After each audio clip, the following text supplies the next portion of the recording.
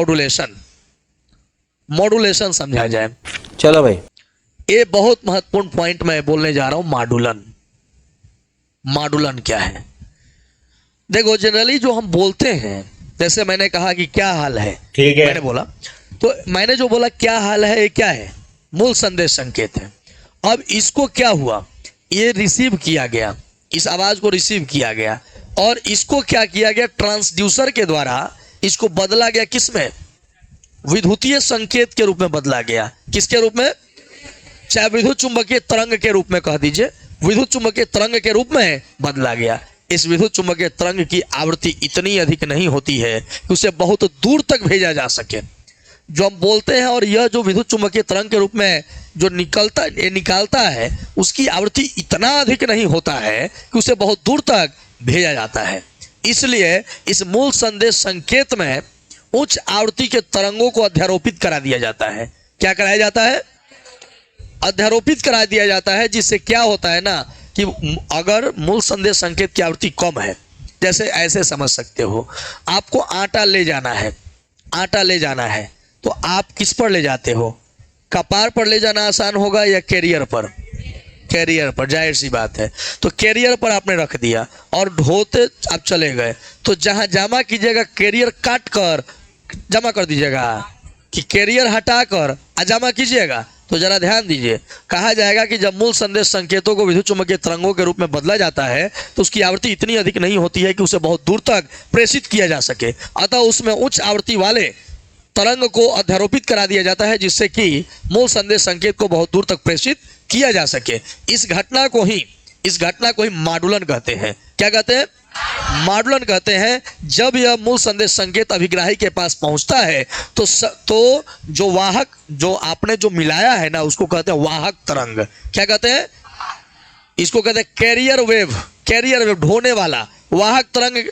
वाहक तरंग उसको ढोता है मूल संदेश संकेत को और ले जाकर अभिग्राही के पास क्या जब पहुंचेगा ना, अभिग्राही क्या करता है कि मूल संदेश संकेत को प्राप्त करता है और जो वाहक तरंग है उसको हटा देता है। तो उस क्रिया को क्या कहेंगे?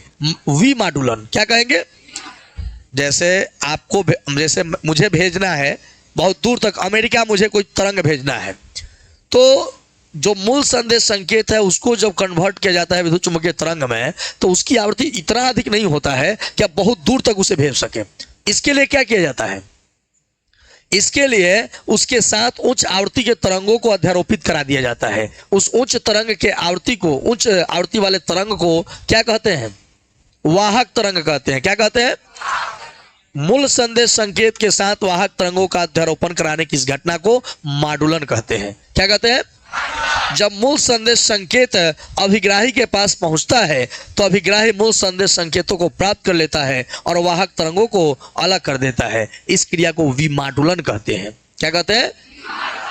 मॉड्यूलन मतलब क्या कि वाहक तरंग मूल संदेश संकेत को क्या कीजिए? मिला दीजिए, तो क्या हो जाएगा? मॉड्यूलन। आप मूल संदेश संकेत को और वाहक तरंग को क्या कर दीजिए? अलग कर दीजिए, तो उसको क्या कहेंगे? अब समझना होगा कि मॉड्यूलन 3 प्रकार का होता है। कई प्रकार का? रेडियो कोई बजाया है, पीछे 3 गो बैंड होता है, कहता है कि मैं 640 मेगाहर्ट्ज से बोल रहा हूं, यह है एफएम ना। अब आइए विद्युत भारती से गीत सुनते हैं, एफएम ना। रेडियो के पीछे 3 गो देखिएगा बैंड लिखा रहेगा, एएम, एफएम, पीएम ना। साफ उसमें सुनाई देता है यह एफएम, एकदम साफ आवाज आता है। पटना कहेगा मैं आकाशवाणी पटना से बोल रहा हूं, तो आवाज थोड़ा सा भारी आएगा, आवाज भारी आएगा, तो वह एफएम नहीं होता। एफएम पर विद्युत भारती बजता है, रेडियो मिर्ची एफएम पर बजता है ना, फ्रीक्वेंसी मॉड्यूलेशन पर बजता है। अब जरा समझने वाली बात होगी कि मैं कहने क्या जा रहा हूं। जैसे मॉड्यूलन के बारे में आप यह समझ लीजिए कि यह एक तरंग है, यह मूल संदेश संकेत है, मूल संकेत है। क्या है भाई? यानी इसकी आवृत्ति क्या है? कम है। ये जाकर उतना ही दूर रुक जाएगा। हम चाहते हैं ना इसको यहाँ तक भेजा जाए, तो यहाँ से मैंने भेजना शुरू किया, ये जाकर यहीं पर रुक जाएगा, इसका ऊर्जा खत्म हो जाएगा। अब क्या करेंगे कि इसको भेजने के लिए कुछ ना कुछ उपाय करेंगे। इसमें क्या करेंगे कि हाई फ्रीक्वेंसी वाला वाहक तरंगों को इसके साथ क्या कर देंगे, अध्यारोपित, तब यह इसका पावर बढ़ जाएगा और यहाँ पहुंच जाएगा। तो आपने जो अपना से वो तरंग मिलाया है इसका नाम है वाहक तरंग। क्या नाम है?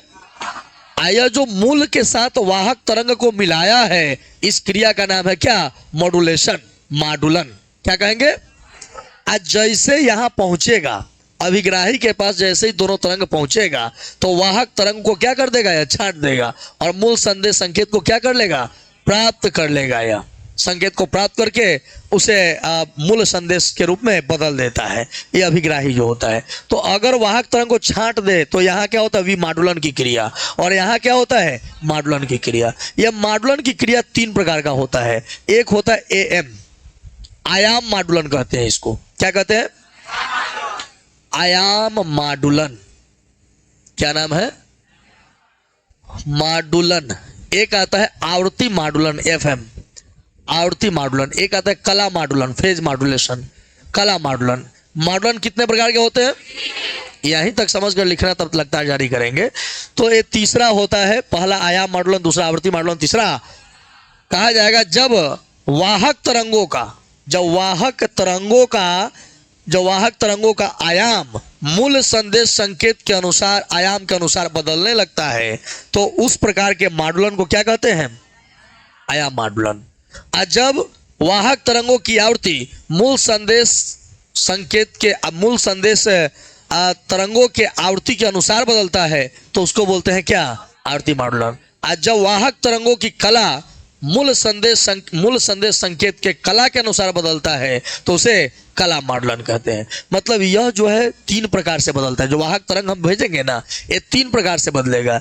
जैसे इसका आयाम बदलेगा, मूल का माने जो मूल संदेश संकेत है इसके आयाम के अनुसार अगर इसका आयाम बदलने लगे तो ये कौन सा माडुलन हो रहा है।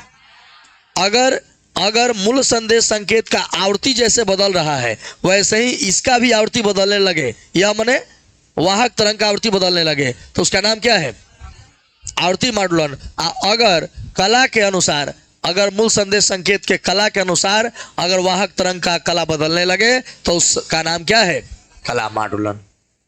आशा है कि यहाँ तक बात समझे होंगे ना।